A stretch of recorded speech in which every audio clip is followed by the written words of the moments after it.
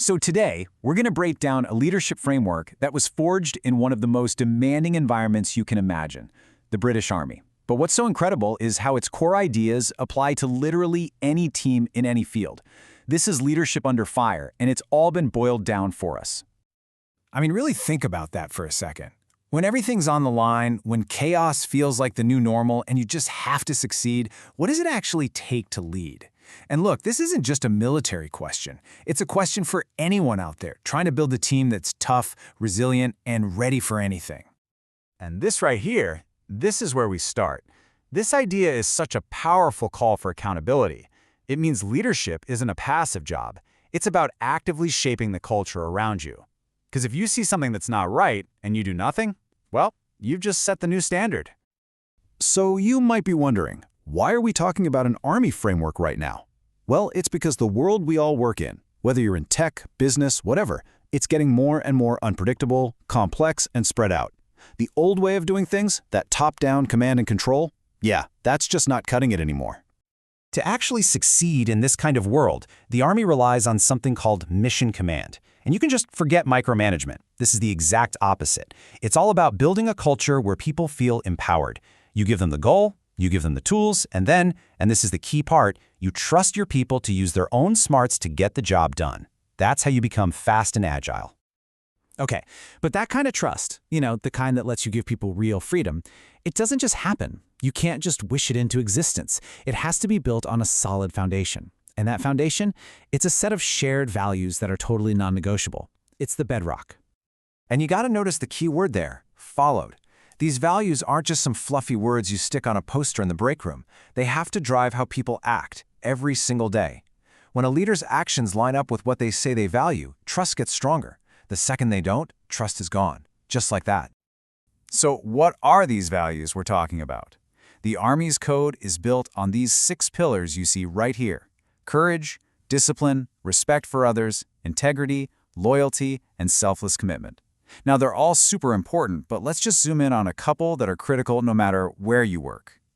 First up, courage. And look, we're not talking about physical bravery here. We're talking about moral courage. This is having the guts to do the right thing, even when it's the hard thing, even when it's unpopular, even when you might have to stand alone. I mean, how many times have we all seen a situation that needed exactly that? And then you've got integrity. Honestly, this is the glue that holds everything together. It's just about being truthful, being honest. It's the raw material for trust. Without it, a team will crack under pressure. But with it, they become welded together, basically unbreakable. Okay, so we've got these awesome values. Great. But how do you actually live them?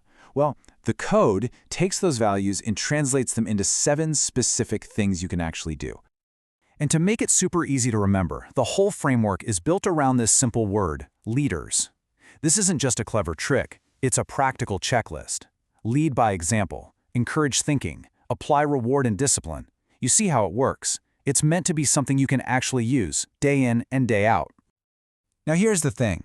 A great leader knows you can't just have one mode. Sometimes, when things are urgent, you need to be transactional. You gotta be direct and just say, do this. But most of the time, you want to be transformational. You want to inspire people with a vision.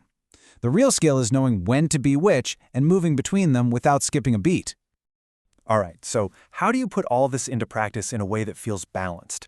Well, the code gives us a really simple but powerful toolkit, and it's built on just 3 big ideas. It really boils down to these 3 things: vision, support, and challenge. You have to give your team a clear vision. Where are we going? You have to support them with trust and fairness. And you've got to challenge them with goals that make them stretch, but are still achievable. Get these 3 working together, and that's when you see teams just take off. And a massive piece of that support and challenge puzzle? It's coaching. But we're not talking about some stuffy HR thing. This is about coaching as a fundamental everyday leadership skill. It's all about finding the key to unlock the potential that's already inside your people. And for that, here's a super practical tool anyone can use. It's called the GROW model. What makes it so great is how simple it is. It's a 4-step guide for any coaching chat. You start with the goal. Then you talk about the reality of where things are now. You explore all the options, and finally, you decide on the way forward. You see the shift? It's not about giving orders. It's about helping them find their own answers.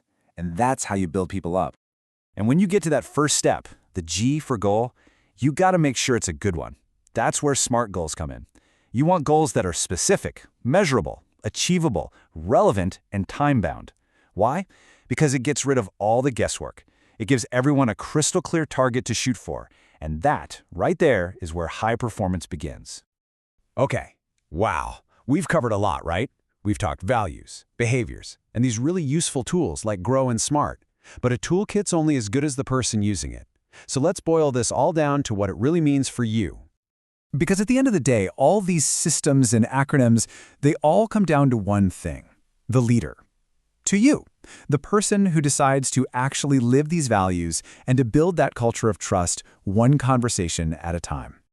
And you know, this quote from way back in 1963 just nails it. It reminds us that leadership isn't just a science, it's a belief in what people are capable of. When you give people your trust, when you treat them like they're great, they'll show you they are. That was true then, and it's absolutely true today. So my question to you is, what are you going to do with this? Look, don't get overwhelmed and try to do everything at once. Just look back at that leaders list. Pick one, just one behavior that, if you're really focused on it this week, would make the biggest difference for your team. Just start there.